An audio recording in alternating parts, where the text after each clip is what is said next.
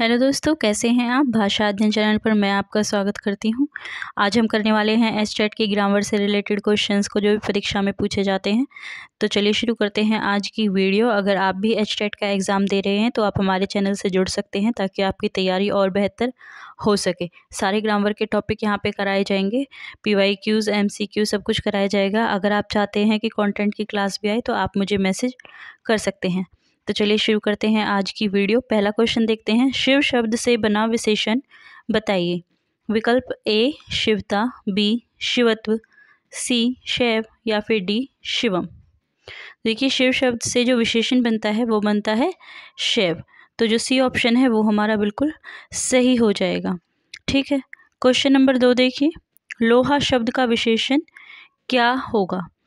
विकल्प है ए लोहित, बी लोहार, सी लोहू, डी लोहारी। लोहा शब्द का विशेषण जो है लोहार बनता है, तो ऑप्शन बी है जो हमारा वो बिल्कुल सही हो जाएगा। क्वेश्चन नंबर 3 देखिए, घोड़ा बहुत तेज दौड़ता है, इस वाक्य में बहुत शब्द क्या है। तो देखिए, जैसा कि आपको पता है, अगर आपने विशेषण पढ़े हुए हैं या फिर सर्वनाम पढ़ा हुआ है तो सर्वनाम तो इसमें है नहीं, तो ये तो कट जाएगा।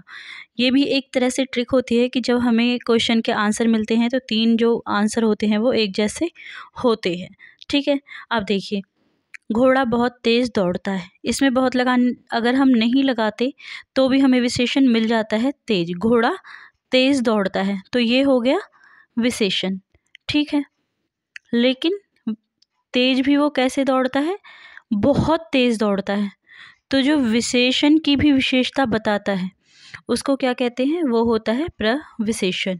ठीक है, जो संज्ञा सर्वनाम की विशेषता बताए वो विशेषण होता है, लेकिन जो विशेषण की भी विशेषता बताए उसको प्रविशेषण कहते हैं। तो सेकंड ऑप्शन जो है हमारा सही हो जाता है। ठीक है, एक और शब्द आता है हमारा विशेषण में, वो होता है विशेष्य।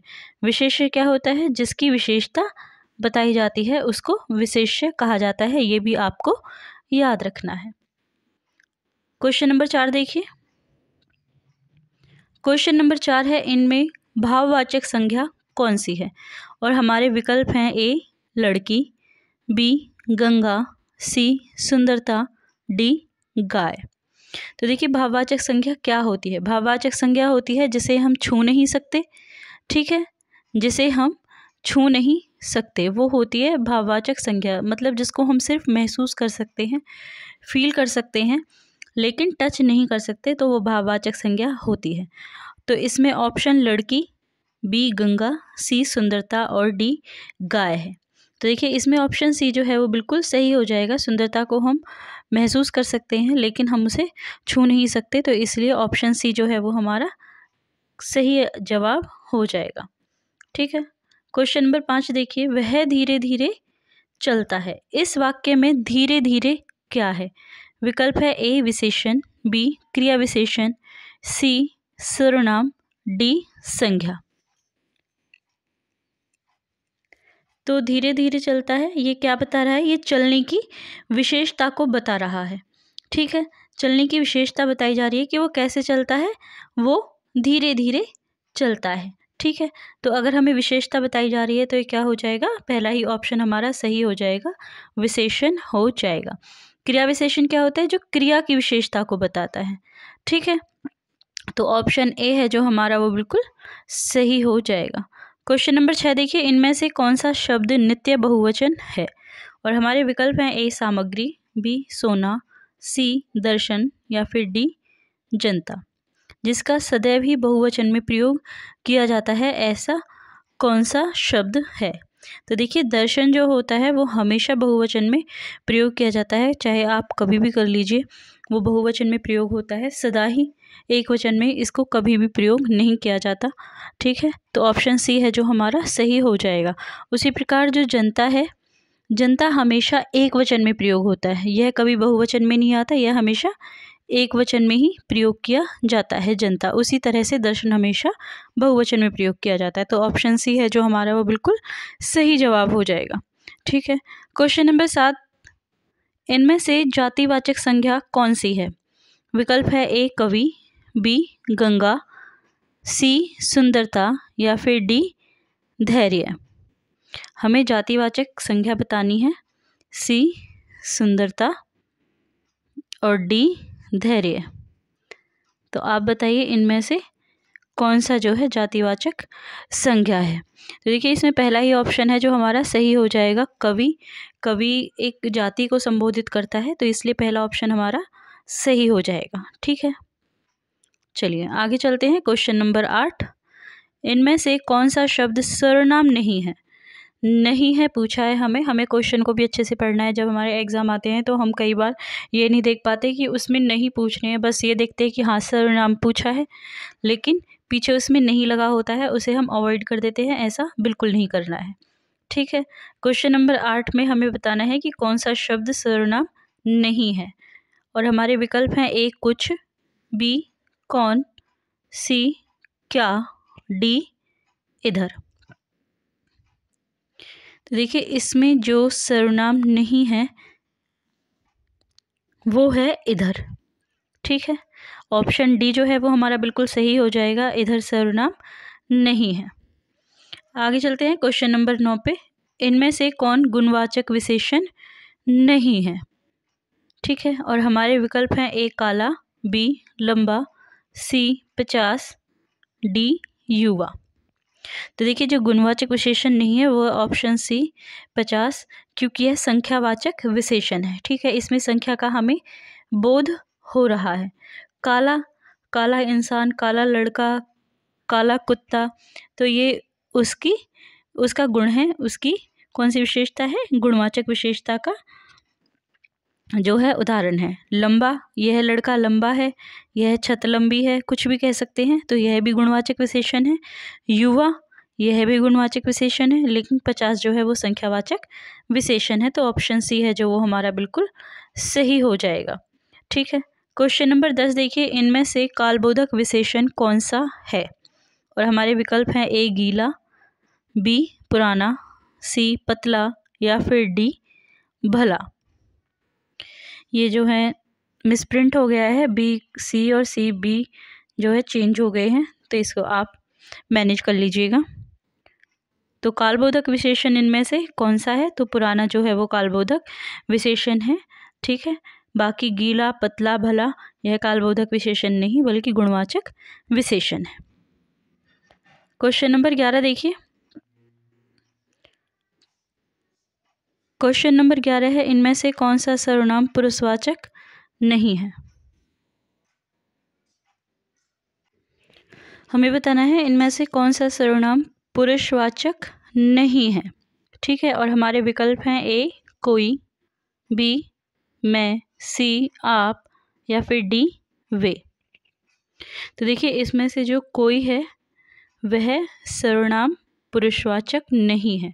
इसमें हमें बताना है पुरुषवाचक कौन सा नहीं है, सर्वनाम का पुरुषवाचक जो है वो कौन सा नहीं है। कोई जो है वो क्या है, तो वह पुरुषवाचक सर्वनाम नहीं है। ठीक है, आगे चलते हैं। क्वेश्चन नंबर 12, कई लोग आए थे, इस वाक्य में कई किस प्रकार का विशेषण है, और हमारे विकल्प हैं ए गणनावाचक, बी क्रमवाचक, सी निश्चित संख्यावाचक, या फिर डी अनिश्चित संख्यावाचक।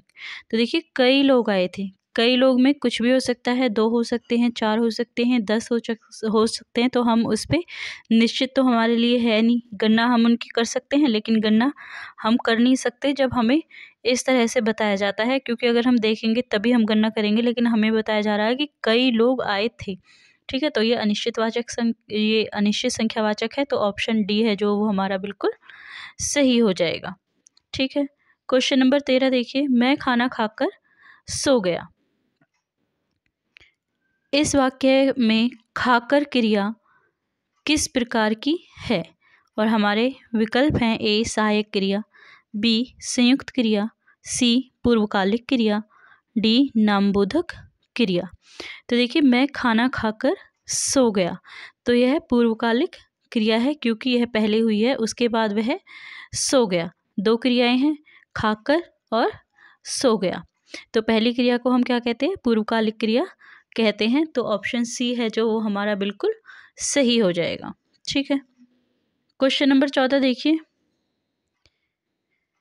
इनमें से संप्रदान कारक का चिन्ह क्या है?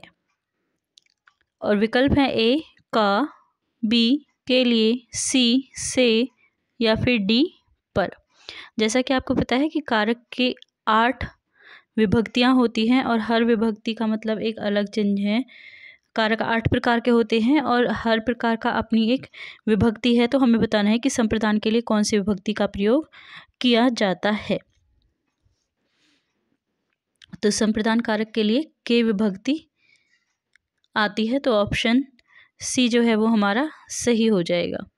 ठीक है, चलिए क्वेश्चन नंबर 15 देखिए। कवि का स्त्रीलिंग शब्द क्या है? और हमारे विकल्प हैं ए कवित्री, बी कवियत्री, सी कवियत्री, या फिर डी कवियत्री। तो इसका जो सी ऑप्शन है वो बिल्कुल सही हो जाएगा। देखिए, अगर आप स्त्रीलिंग भी अच्छे से करते हैं तो भी आपका जो है शुद्ध अशुद्ध के भी सही हो जाते हैं। ठीक है, जैसे कि हमें पढ़ के लगता है कि इसका बी ऑप्शन सही होगा, लेकिन इसका बी ऑप्शन सही नहीं है। इसका ऑप्शन सी जो है वो बिल्कुल सही हो जाएगा। क्वेश्चन नंबर 16 देखिए। इनमें से अपादान कारक किस वाक्य में आता है? और हमारे विकल्प हैं मैं आपसे डरता हूँ, मोहन ने लाठी से कुत्ते को मारा, सी राजा ने साधु को भोजन कराया, या फिर डी मैं पेन से लिखता हूँ।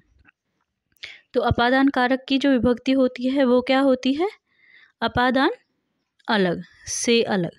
ठीक है, ये आपको याद रखना है। से विभक्ति होती है लेकिन अपादान में अलग होने का भाव होता है। ठीक है, तो मोहन ने लाठी से, तो इसमें ये क्या है? करण हो गया। कर्ता ने कर्म को करण से, तो लाठी से किसको मारा? कुत्ते को मारा, तो ये करण हो गया। राजा ने साधु को, यानी कि ये कर्म हो गया। ठीक है, और मैं पेन से लिखता हूँ, तो ये भी करण हो गया। लेकिन मैं आपसे डरता हूँ, ठीक है, इसमें अलग होने का भाव है। मैं आपसे डरता हूँ, तो इसलिए पहला ही ऑप्शन जो है वो हमारा बिल्कुल सही हो जाएगा। आई होप आज की वीडियो आपको पसंद आई होगी, और अगर आज की वीडियो आपको पसंद आई है तो चैनल को सब्सक्राइब जरूर कर ले, बेल बटन ऑन कर ले, ताकि आने वाली वीडियोस की नोटिफिकेशन आपको मिलती रहे। इस चैनल पर एचटेट और नेट के PYQ MCQ और जो है कंटेंट कराया जाता है। आने वाले एग्ज़ाम के लिए आपको बेस्ट ऑफ लक।